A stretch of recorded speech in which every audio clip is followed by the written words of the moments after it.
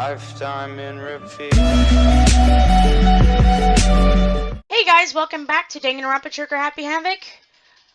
Let's go over our stuff and figure out who killed Taka and Nafumi. So I know we have some new skills.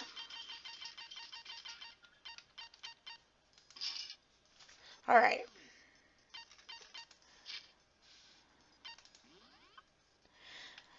Okay. Alright, I think we're good. I think we got this.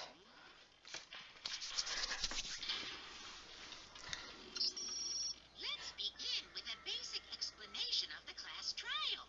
Soon, your votes will determine the results. If you can figure out who done it, then only they will receive punishment. But if you pick the wrong one, then I'll punish everyone besides the blackened, and the one that deceived everyone else will graduate. Now then, to begin with... We already know who did it. Was that? It was Hiro. He does not have an alibi for when the murders took place, and we found him in that suit. Don't try and deny it. You killed them. I didn't. Someone knocked me out. I was asleep the whole time. I don't know anything about it. Shut your murdering mouth, murderer! What are you calling a murderer? I am sorry to say, Hiro, but we do have evidence. The blueprint for the suit. What we assume was used to build it, and all of it was found in your room. You have to admit, the evidence is quite compelling. It points to you as having created the suit and wearing it while committing crime after crime. How many times do I have to tell you? I don't know. Is Hiro really the killer, or... Before anything else, we have to make that clear.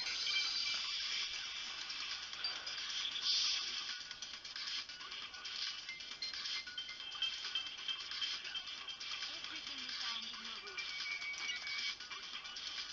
The blueprints, the suit parts, we are all proven out.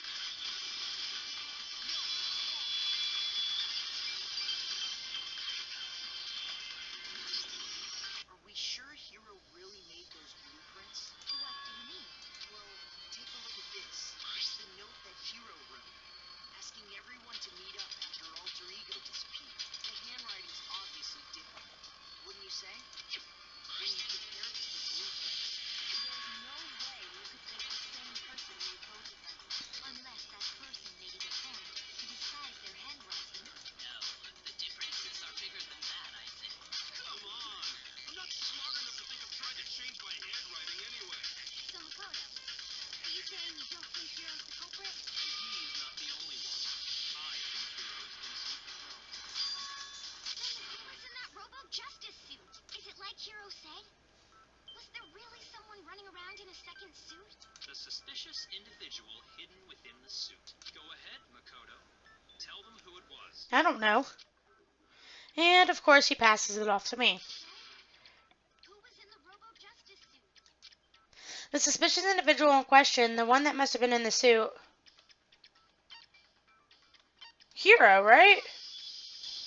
Other than Hiro, I can't think of anyone else it could have been. Obviously, he was the one in that particular suit. We never found any kind of second suit. Then there can be no doubt. Hiro is the prime suspect. That doesn't make any sense. You just said Hiro didn't do it. This makes perfect sense. Hiro was the suspicious individual in the suit, but he's not the culprit. So what you're saying is... That's right. The culprit in this case has nothing to do with being in the Robo-Justice suit. What? Now that's a bold assumption. And what reason do you have to make such a statement? You do have a reason, yes. Of course. But before we get to that, there's something else we need to clarify first. So let's get that out of the way. Hey, stop trying to boss us around. All things have a proper order. So what is it? What needs to be clarified? We must clarify the method of transportation for Taka's lifeless body.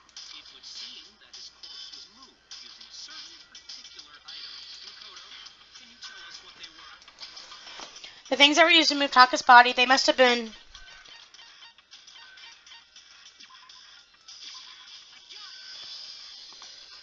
There's still one more thing. Yeah, it's the tart.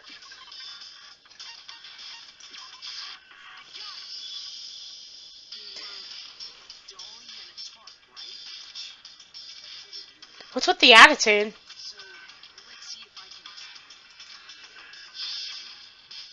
Taka's body disappeared from the equipment room, and then we rediscovered it in the repository. Oh, repository. I've been saying respiratory. Repository. And when we found it for the second time, it was wrapped in a blue tarp. It was the same tarp that up until Oops, sorry, I didn't mean to skip that dialogue. the killer must have seen it there and decided to use it when they moved Taka's body. That way, they wouldn't leave any bloodstains while they were moving it. Okay, that explains the tar. And the dolly? Same thing.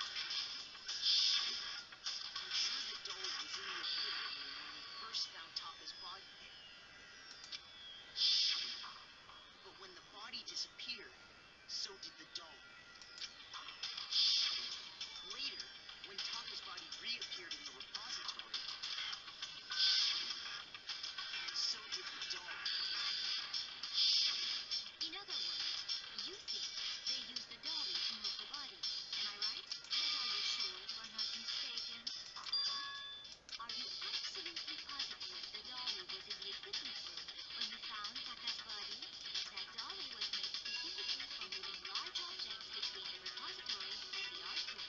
It would be very strange indeed to discover it had made its way to the equipment room. Is it not possible that it was in the repository all along, and you simply didn't realize it? She's raised an objection. How do you respond? There is no shame in being wrong, and nobody expects us to be right. We have all accepted the fact that you rarely understand what is going on around you. Wow, I never had anyone sound so nice while being so mean, but maybe I can change your mind. Yeah. Let's talk about reloading. Starting with this next bullet time battle, we're going to add one more ingredient to the recipe. On the bottom of the screen, underneath the tempo marker, you'll see an ammo count. Up until now, there really hasn't been a limit on how much you destroy your opponent's statement, but from now on, just locking and pressing the left mouse button won't be enough to handle them. Now it will cost you 1 bullet to destroy a single remark. Once you run out of bullets, you can't destroy any more statements, no matter how locked on you are. However, you can reload by pressing the tab key. Just like locking on, you'll have to press the tab key in time with the tempo marker. Basically, just remember that the tab key now has to function along with the right mouse button and the left mouse button. You automatically reload at the start of fever time and your ammo will not decrease. Oh, but if your action difficulty is set to gentle, you won't have to reload at all. In which case, you can ignore everything I just said. Well then, good luck and have fun.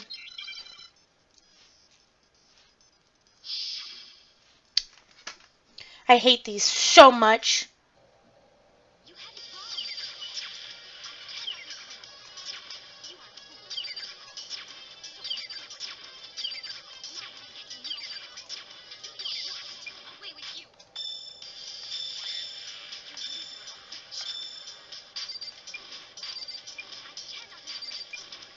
You are a fool. Lies will get you nowhere. Do your worst. You miserable wretch. You have it wrong. I cannot agree. You are a fool. Lies will get you nowhere.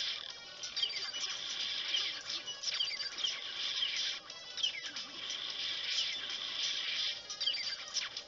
I cannot agree. You are a fool. Lies will get you nowhere. Do your worst. You miserable wretch.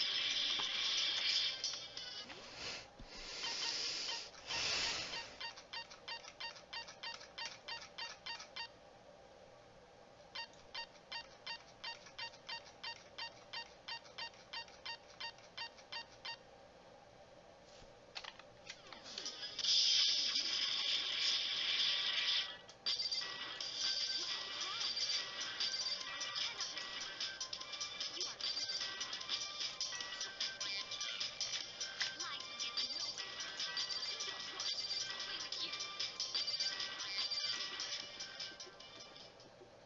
I cannot agree. Finally! Jesus Christ! If you're asking for proof that the dolly moved, I have it right here.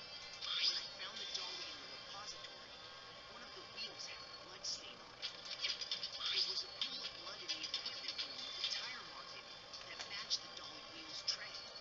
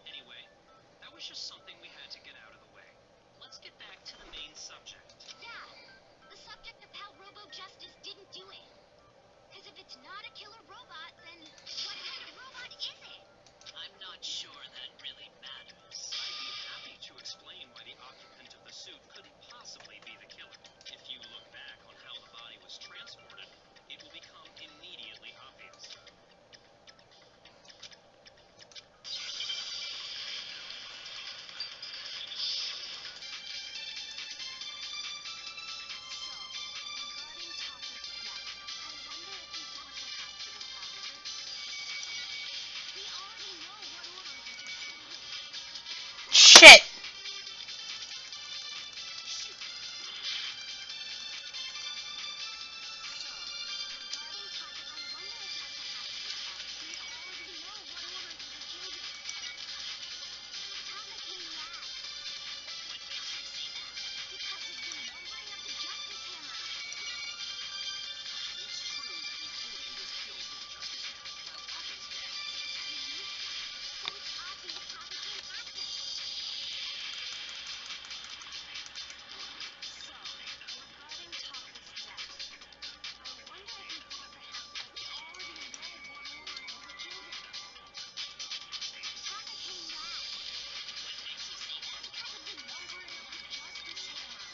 I don't know what to shoot it at.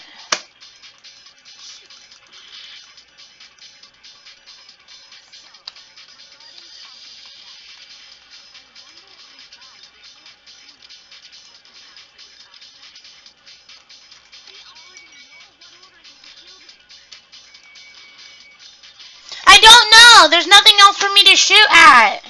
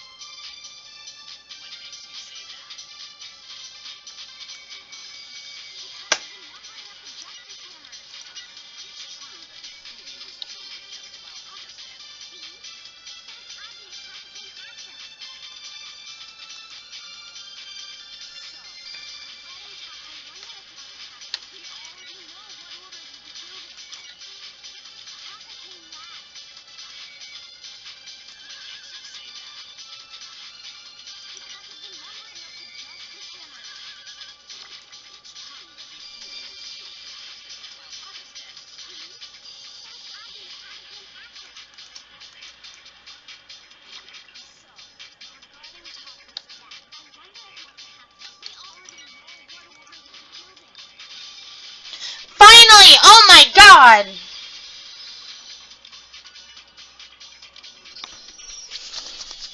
There's no reason to assume that the hammers were used in the same order as their numbers. If anything, that's just another way the killer tried to disguise their actions. So you're saying the culprit wanted us to think the hammers were used in order, but in reality, Taka was killed before Hifumi? Okay then, let's see the proof.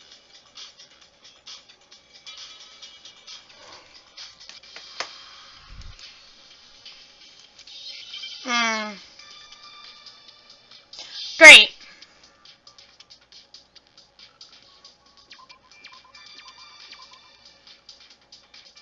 Oh, his wristwatch.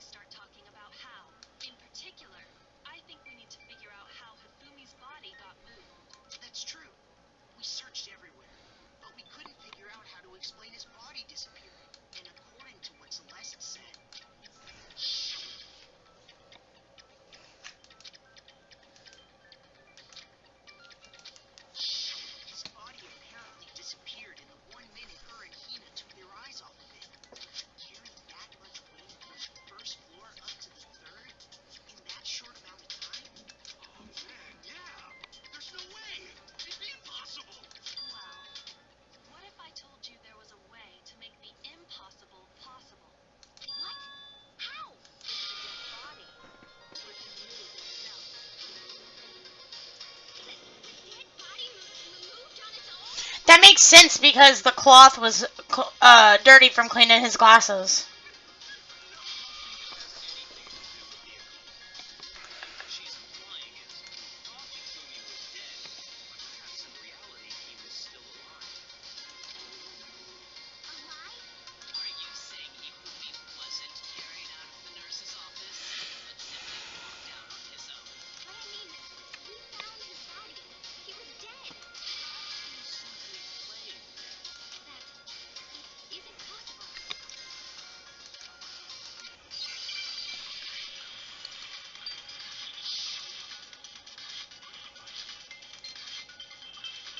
Are you saying that when we first found Hifumi in the nurse's office, there's a chance he was actually still alive? No, it is impossible. Hifumi was dead, without a body. And you know that how? Surely you heard the body discovery announcement along with the rest of us. Hifumi's dead body has been found. And that is why the announcement was made. Are we really so sure about that? Maybe the announcement was intended to signal someone else's discovery. Ah, shoot. Damn it.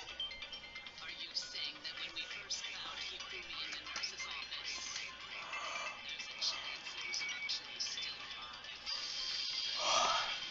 is impossible. Hifumi was dead, without a doubt. And you know that how? Surely you heard the body discovery announcement along with the rest of us. Hifumi's dead body has been found. And that is why the announcement was made. Are we really so sure about that? Maybe the announcement was intended to signal someone else's discovery.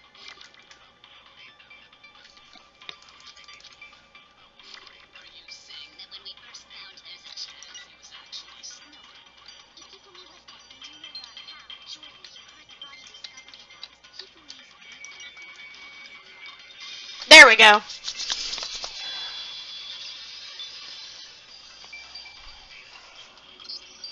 Was the body discovery announcement that was made really intended for Hifumi? Of course it was. The announcement played right after we discovered his body. Hifumi? But that was also the same time that Taka's body was found. That's right. It wasn't long after finding his body that we heard the announcement. So there's a good chance we made a mistake in there somewhere. Because they were split up equally. I think we have to agree whether the announcement was for Hifumi or Taka. First of all, if two bodies had been found, there really should have been two announcements. Maybe there's Monokuma, Shinichigami, and Ryuden brought them together into one. What do you say, Monokuma? Any comment? Well, it's a very sensitive issue, so I can't go into too much detail. But what I can say about the body's discovery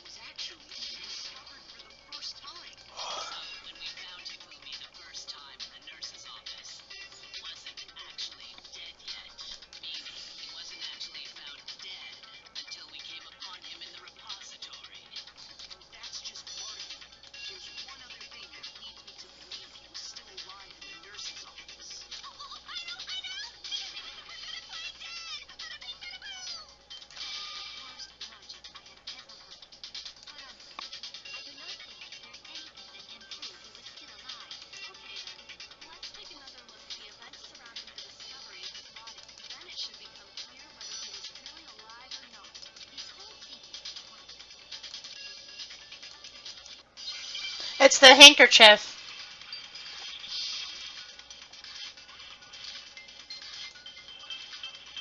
Well, here's one thing we do know. The first time we found Hifumi's body was in the nurse's office. And then, while me and Celeste were in the bathroom, his body disappeared. And the next time we saw his body, he was in the repository.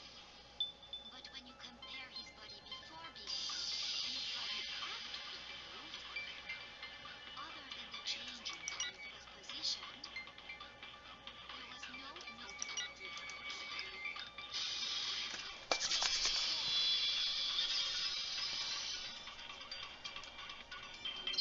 In fact, there was one clear difference between Hifumi in the nurse's office and the repository.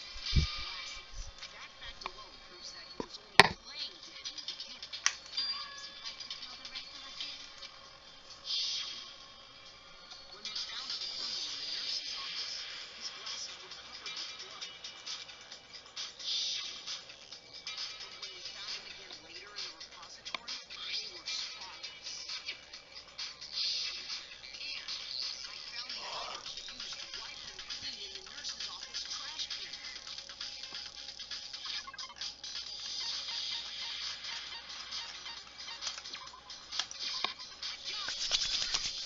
It was a glasses cleaning cloth featuring a certain cartoon mascot. One look at the bloodstain on the cloth should make things clear. This piece of cloth was used to wipe Hifumi's glasses clean. And the mascot on the cloth is the same one that's on the digital camera, right? And whose digital camera was it? Hifumi's, of course. Here's the It's a typo. I'm Demon Angel Pretty Pudgy Princess. I highly doubt anyone but Hifumi would have brought something like this to school.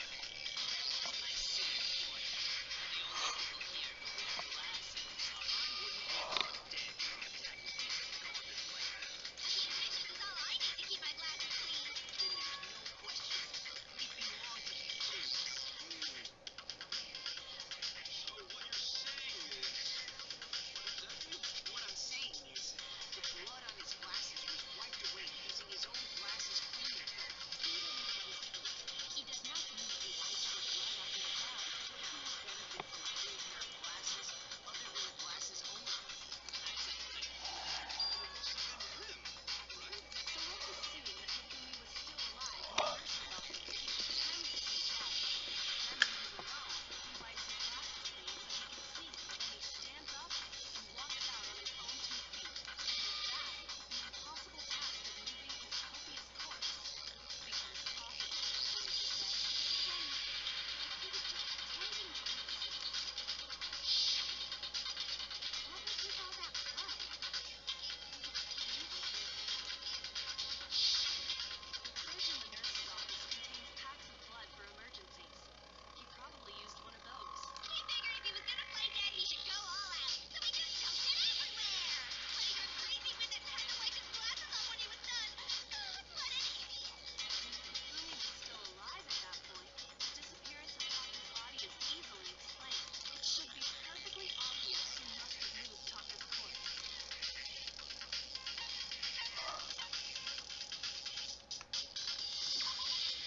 Not sure.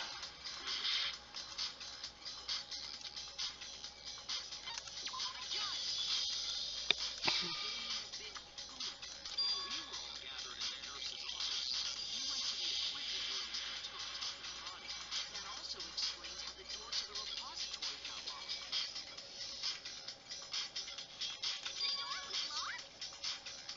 Well, after the body disappeared, we all went looking for it, right? Me and Saki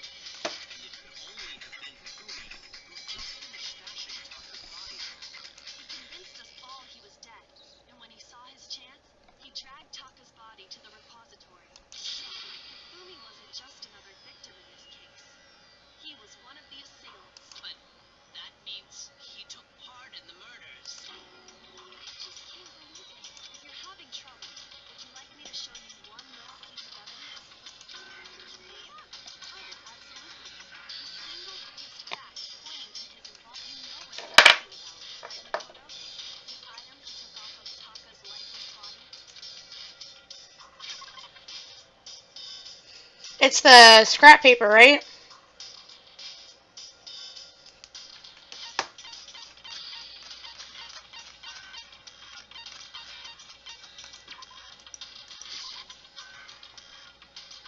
Oh.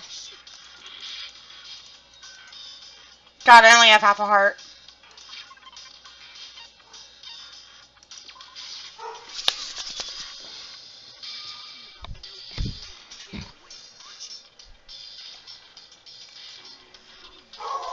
That's right. I found it stuck to his pants.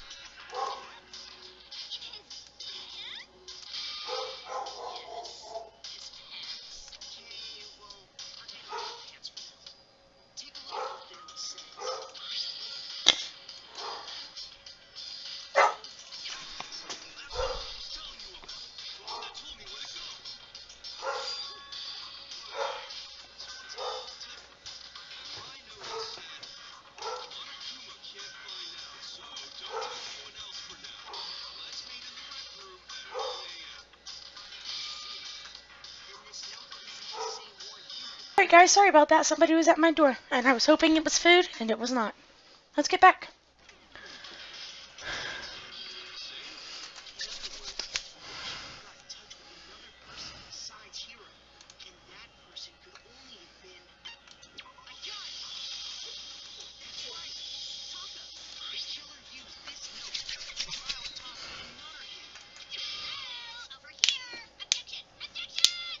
I don't really understand what's going on, but Izumi had that letter, right? So whoever wrote it wasn't drawing out TikTok. They were drawing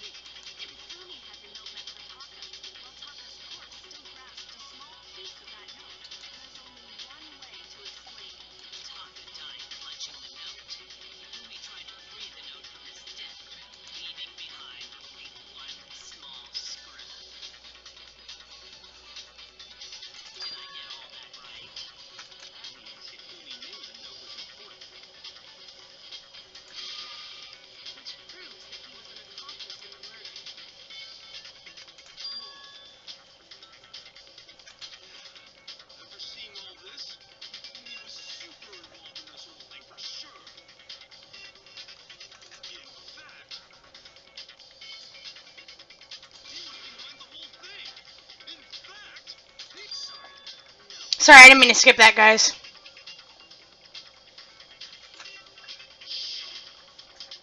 When we found him in the repository, Hifumi was truly and completely dead. The second body discovery announcement proves it. So then, who killed Hifumi? Whoever did is the mastermind. True killer. He was killed in the repository. So he must have been killed not long after transporting Taka's body. So, he must have been killed after Taka's body vanished, but before we found both bodies in the repository. During that time, we all split up and were searching for Taka's missing body. In other words, during that time, none of us had alibis. Wait, but me and Sakura were together. Trying to steal the spotlight, you stupid walrus. I'm on a walrus. Anyway, when they were killed bothers me too. But there's something that's been bothering me even more. And what might that be? The weapon they used to kill Hifumi. Weapon? Yeah, because I mean, according to the Monokuma file, the way Taka and Hifumi were killed was almost the same, with them having similar fractures and all. But Justice Hammer 3 and 4 were still laying around in the nurse's office and equipment room, right? So if Hifumi was killed in the repository, culprit would have had to grab one of the hammers, kill Hifumi, then put the hammer back where they found it. But wouldn't that be seriously risky for him? I'm surprised. It seems there's some semblance. Hell yeah, it's packed in there good and tight. He's right, though. I don't understand it either. The Monokuma file makes it clear that they were killed using similar instruments. But if the hammers were already laying around those other rooms, So the question is, how could the culprit have gotten their hands on either of the hammers? Personally, I haven't a clue.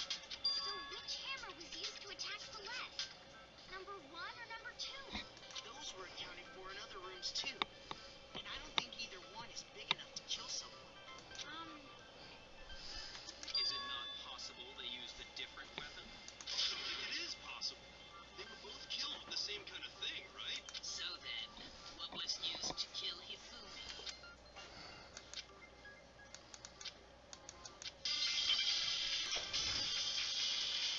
Was it Justice Hammer 3?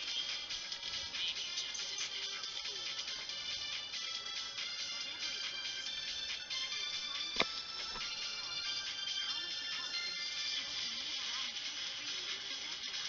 How did nobody witness them carrying it? Nope. Damn it. What was used to kill? Was it just maybe Justice Hammer? Then how was the culprit? How did nobody witness them? Check out murdergear.com/hammertime for more info. Well, one thing seems pretty clear. The murder weapon has to be one of the Justice Hammers.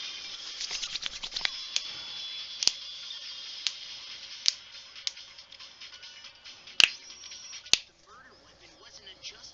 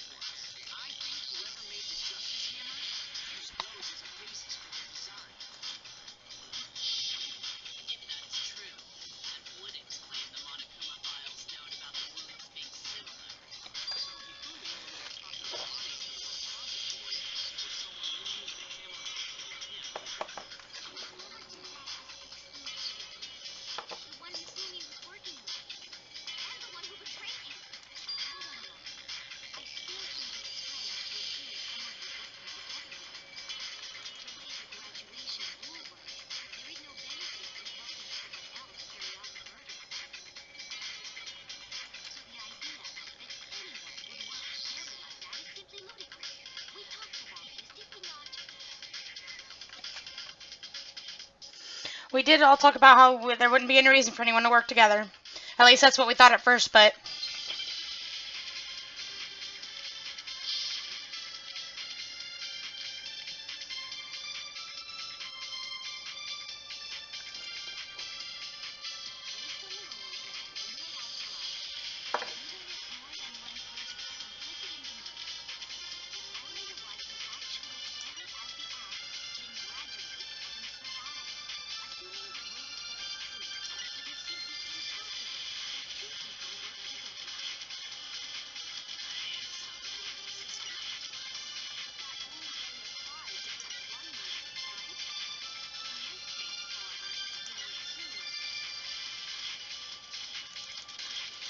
hmm.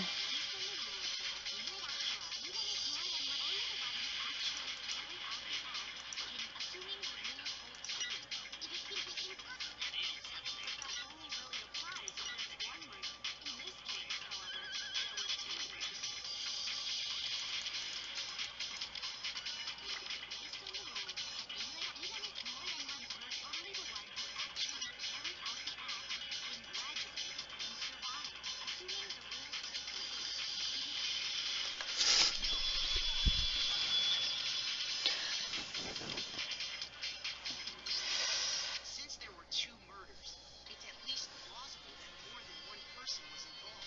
What do you mean? If there'd only been one murder, then yes, the idea of an accomplice isn't really worth considering. Naturally, if only one person can be saved per murder, an accomplice has no risk-versus-reward benefit. Risk versus reward benefit? The payoff for working together. The reward that balances out the risk of taking part in a scheme. There's no point in being someone's accomplice if there's no benefit to you. However, there are some potential mutual reward for the risk. Then cooperation becomes possible. You're saying that two people could act as each other's accomplices to commit two separate murders. I think that's what the true killer told Kazumi. They would each have an accomplice for their crime. Based on the case's events, Kazumi would have been the first one to act, murdering Taka. They made him carry out the first murder so he couldn't back out of helping them later on.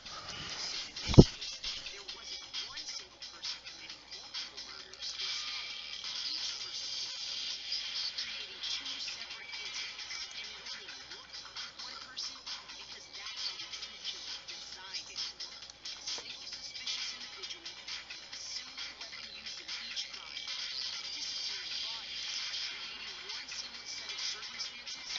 They made it look like one person was behind it all. The mastermind picked their target and managed to convince him to go along with their plan. And then to avoid the no accomplices rule, they simply killed their accomplice.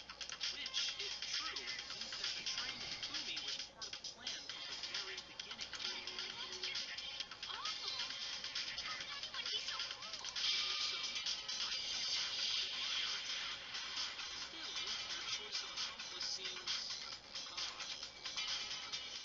The effort made to convince us the two murders were the same, that was the main characteristic this time. Kyoko must have noticed that for the fact from the very beginning, which is why she said not to look at the series connected events, but entirely separate incidents. Kyoko really is amazing, although when you think about it, she's almost too amazing. Like, it's almost unnatural how good she is at this.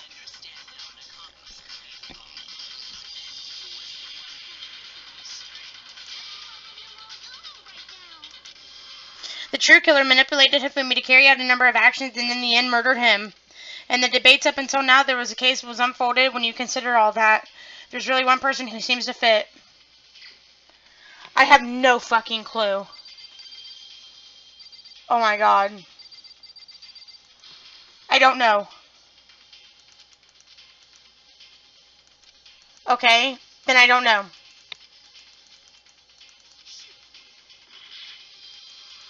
I don't know.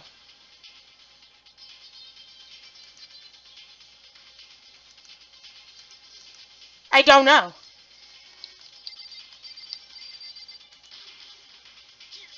Really? So I'm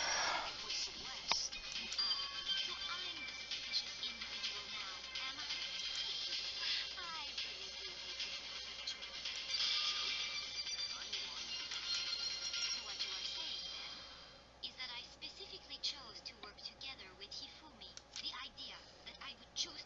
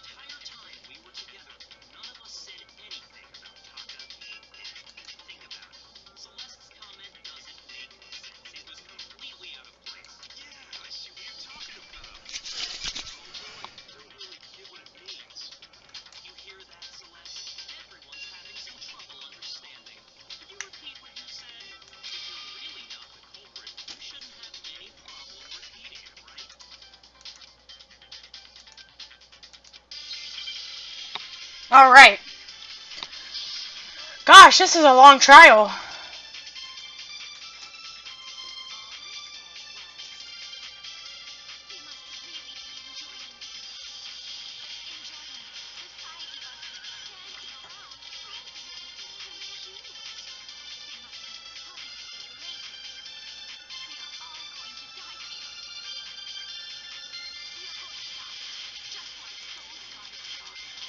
Oops.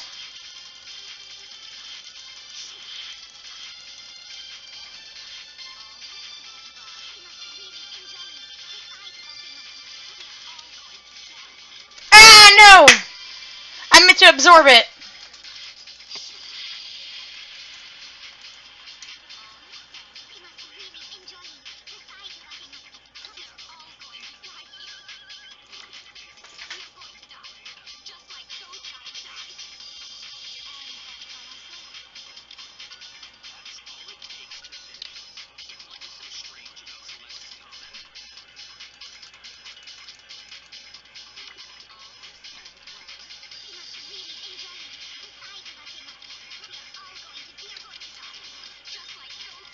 Okay, strange, and then the, okay. I got it.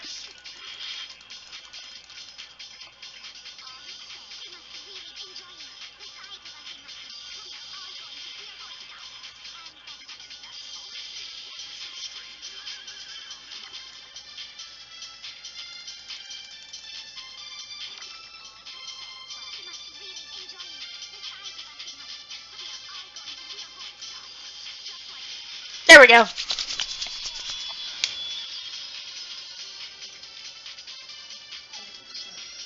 That's right. There's no reason Celeste should have said, just like those guys died. When she said that, none of us had told her Taka was dead. Exactly. And we didn't run into her until after we were all out in the hall. So there was never any chance for her to have seen his body in the equipment room for herself. So how did you know, Celeste? How did you know more than one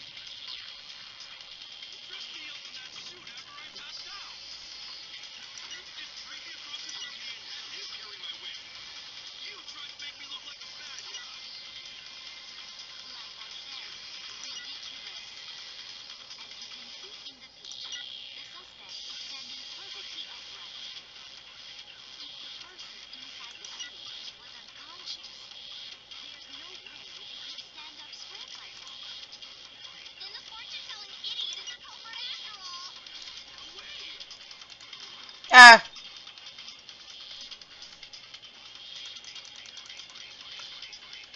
Dressed me up in that suit after I passed out. This shit previous episode you tried to make me look like a bad guy. Like I said, ridiculous as you can fit in the picture. The textbook is standing perfectly upright. If the person inside the suit was unconscious, there's no way they could stand up straight.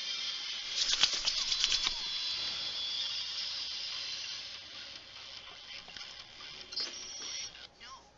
Even if the person inside the suit were unconscious, they could still stand up like that because that Robo Justice suit had a certain characteristic. sure, let's have another flashback about it.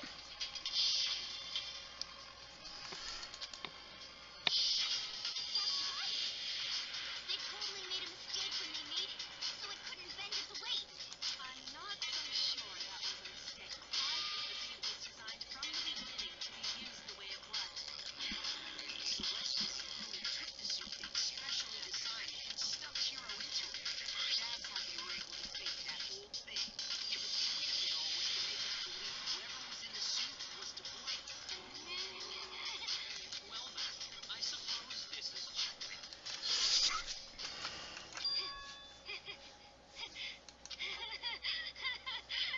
Don't make me laugh, idiot. What do you mean, checkmate? Celeste, clearly, you want to cram me into your little guilty box. Well, there's one little problem. Have you already book on this? What Hifumi told us as he lay dying?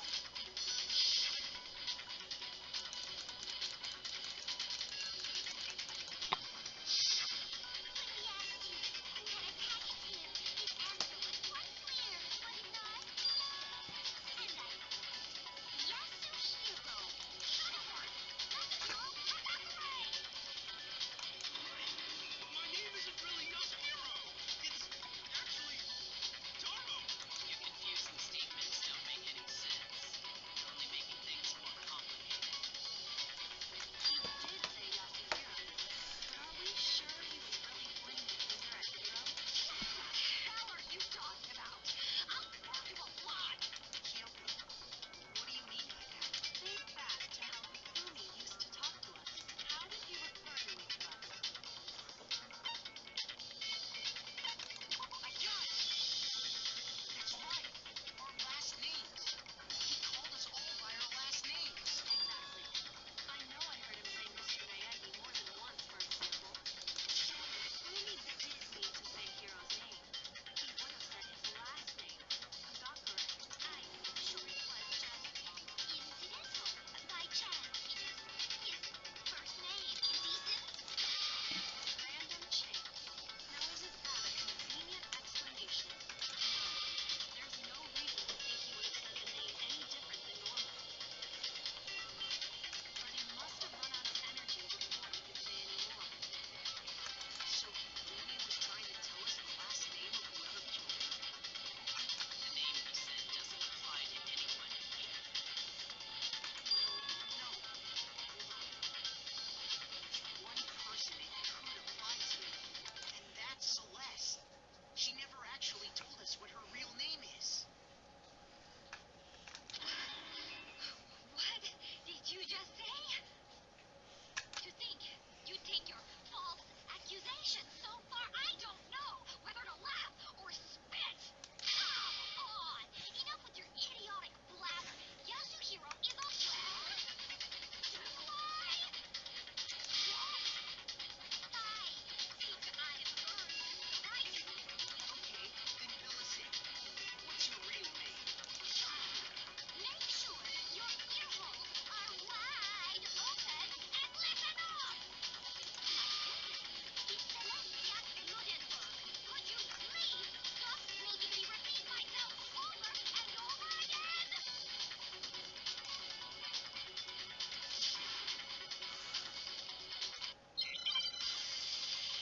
No!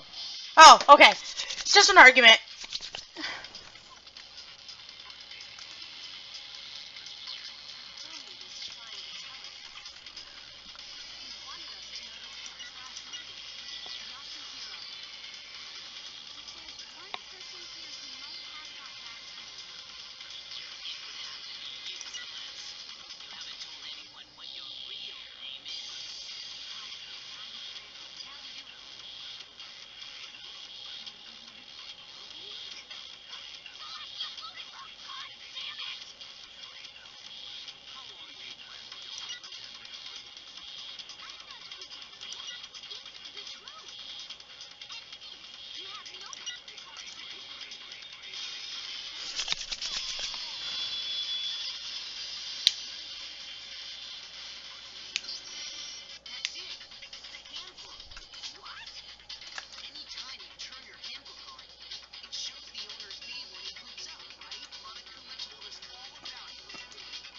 Sure, let's have another flashback. So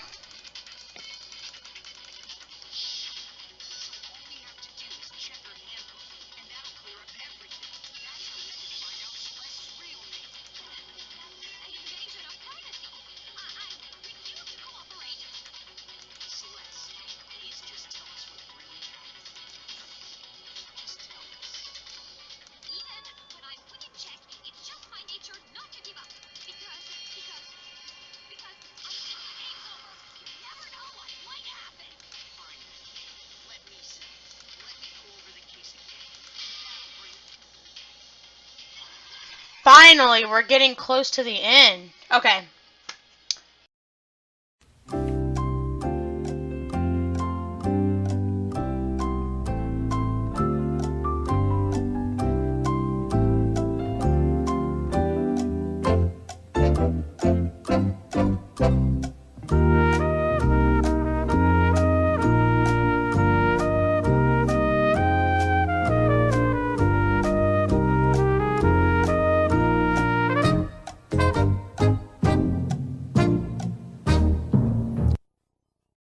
You!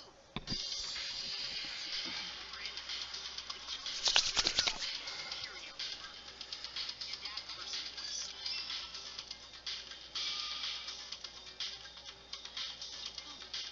With an accomplice, the killer was able to execute a number of otherwise impossible schemes.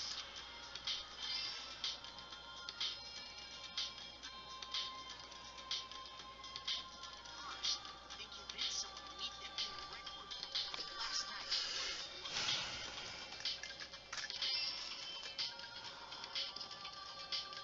That someone they met with was Hero, a murderous duo intending to pass Hero off as the prime suspect.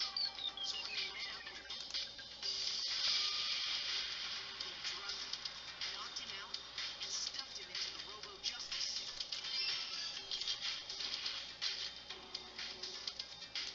Next, Fumi positioned himself to make it look like Robo-Justice was attacking him, while the killer used a digital camera to take pictures of the assault.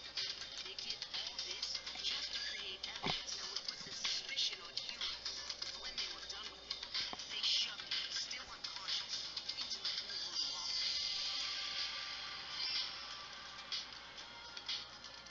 And then finally, at 6 a.m., they moved into the murder phase of their plan. They called Taka to the equipment room.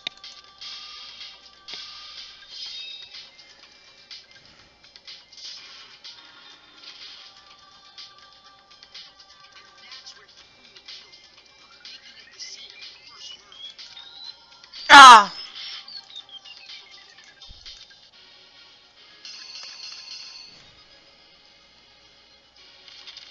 Where did I? Okay. Here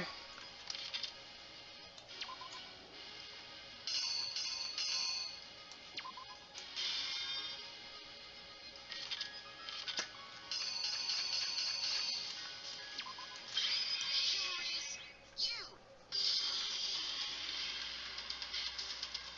And that's where Fumi killed him. The murder weapon was Justice Hammer 4. The reason Hammer number 4 was used was to create confusion about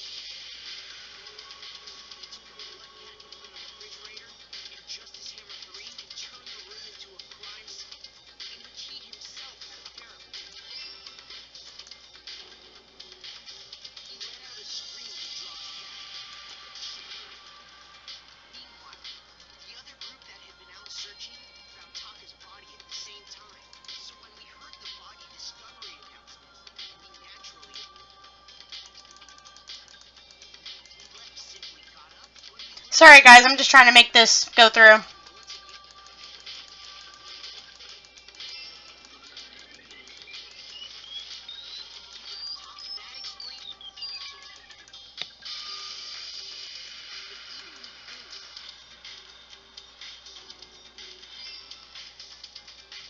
plan all along, and they did it using it. That should cover everything that.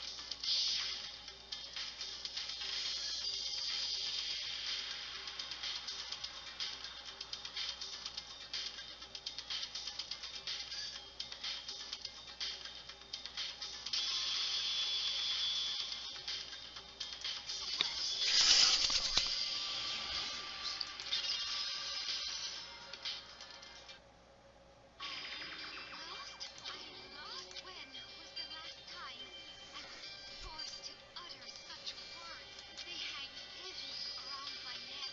Then you admit it? You're the killer? Listen to you. Charge. As if you're my private instructor. I, Celestia Ludenberg. Actually, no. Tycho Yasuhiro is fine. Tycho? So, finally accepted. I'm the kind of person, once I'm lost, I don't like to straight up. Interesting.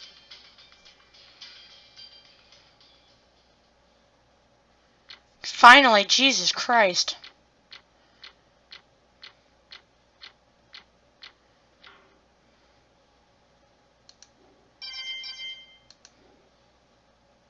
Okay, Monokuma.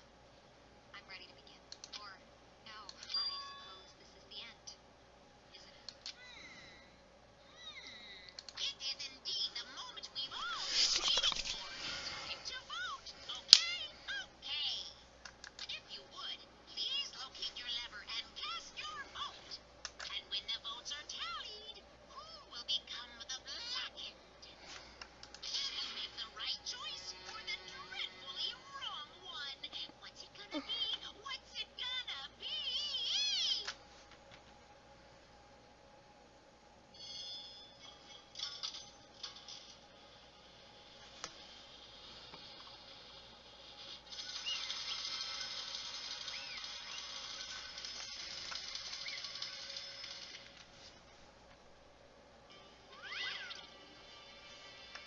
It's basically a formality at this point, but once again, you're totally correct.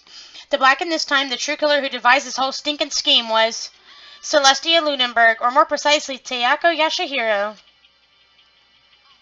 I lost. Well, that sucks. I guess trying to work with someone else was a mistake after all. Ifumi's impenitude was beyond all my calculations. So, you really did approach Ifumi with this plan. But how could you get him to agree? I can't imagine he would have openly committed to murder. I'm sure she relied on her specialty, lying. My specialty? Don't make me laugh. I don't have to get him to lie to agree. Then did you use, I knew you'd figure it out, Kyoko. You're absolutely right. To get Ifumi to act as my accomplice, I used her. For everyone who is still left, I'll avoid mentioning by name, but it was the one thing Ifumi and Taka were both super into. Does she mean... Is she talking about alter ego? What? What are you talking about? Don't interrupt. We're in the middle of a very important conversation here. I'm totally out of the loop, as usual. How sad. Then you're the one who stole it? That's right. And you used it to drag Ifumi into the plan you'd come up with. Right again. Last night, after we had our meeting about how it disappeared, I paid Ifumi a little visit.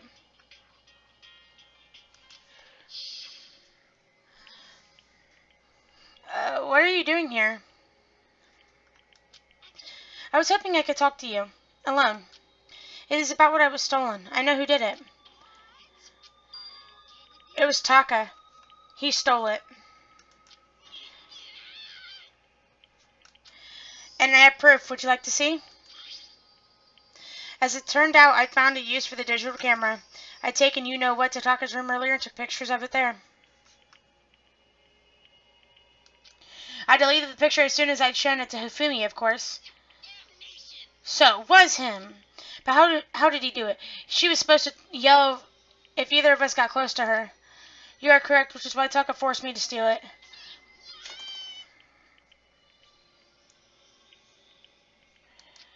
Please forgive me, he threatened me.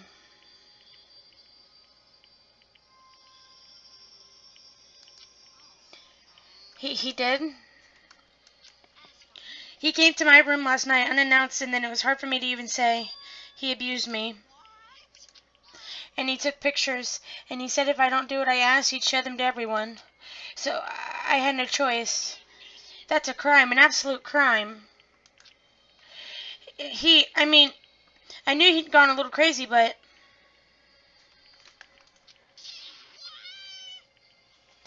I never imagined he'd go that far.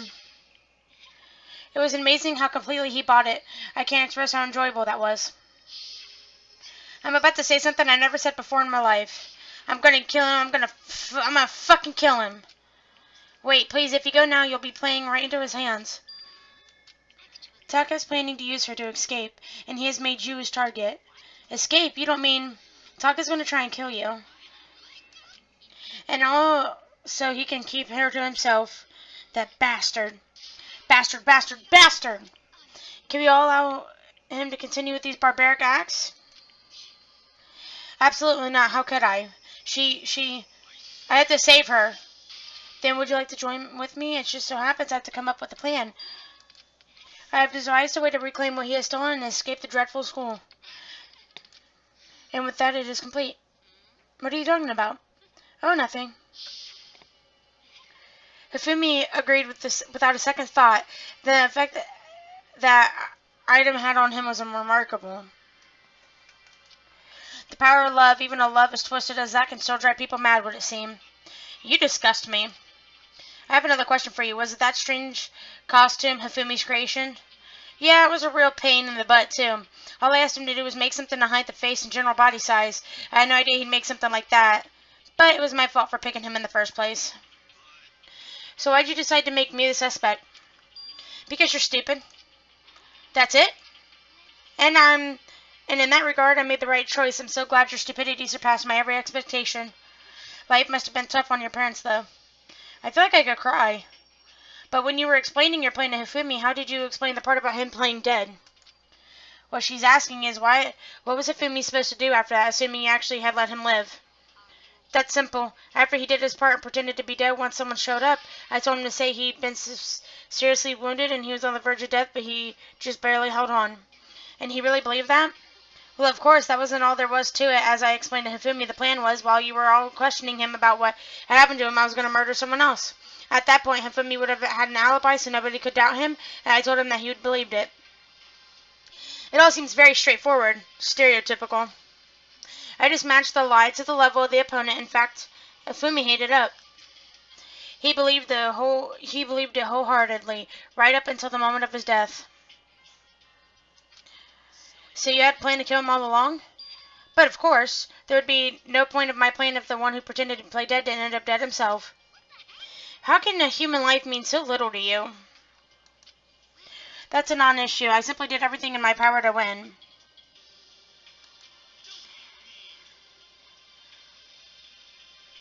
Now you sound like Byakuya. No, he derives his pleasure from the thrill of the hunt, and the aspect were nothing alike. Then what made you think take this far? What, was it really just for money? Are you talking about the $10 million Monokuma offered us? That is a lot of money, it's true. But that's not all there is to it. From the moment our new life began here, my only thought has been to escape. But all along you're saying how we had to accept living here. Obviously, that was a lie. I couldn't take it. I hated it from day one. More than anyone else here. I wanted to get out. Every day was a fresh torture. And do you want to know why, huh? Because I had a dream. And accepting a life here would have meant would have meant nothing less than to give up my dream forever. And there was no way that I could ever do that. In the underground world of gambling, I risked my life to make a metaphorical killing. And it was all for that one dream. And what was that dream of yours? To live in a European castle. A castle.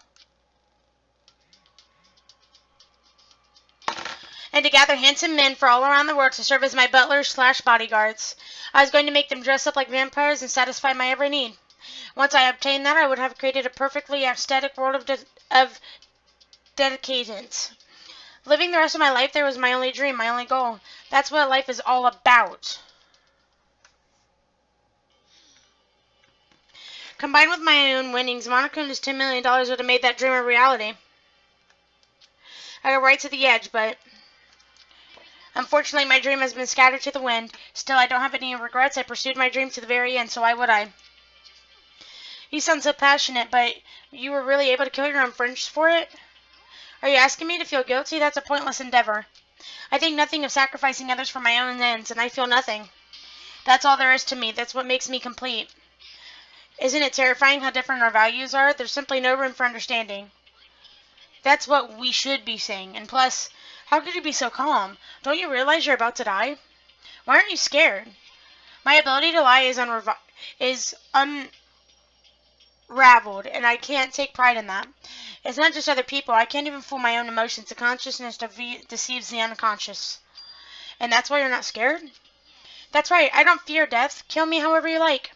But you know, if I could be reincarnated, if I had a choice, then I think I'd come back as a Marie Antoinette. You'd just get executed again. Celeste smiled then, and when she did, it looked to me like a poor effort to force it. She claimed she could fool her own feelings, but the statement itself must have been her final lie, and that weak fake smile is what betrayed her. You all done? Okay, then let's go rolling. Let's black and disturb the peace and must pay the price. Now then, I prepared affairs for the ultimate gambler.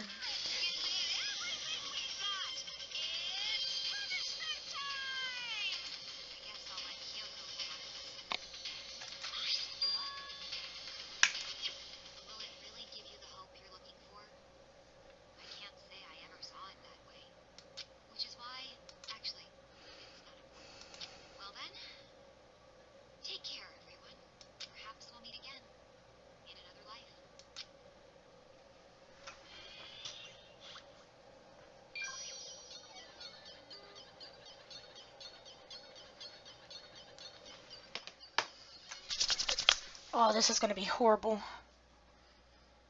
I liked her as a character, though, which kind of sucks.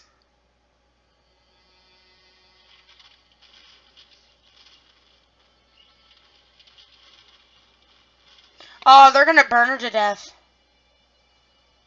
Oh my god.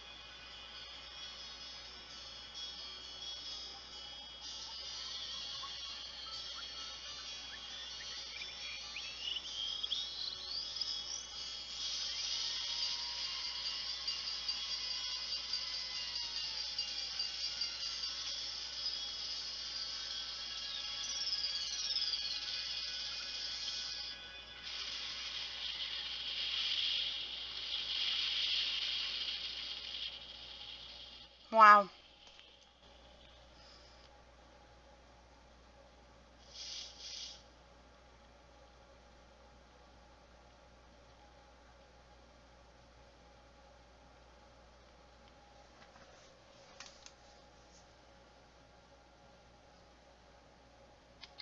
It's over.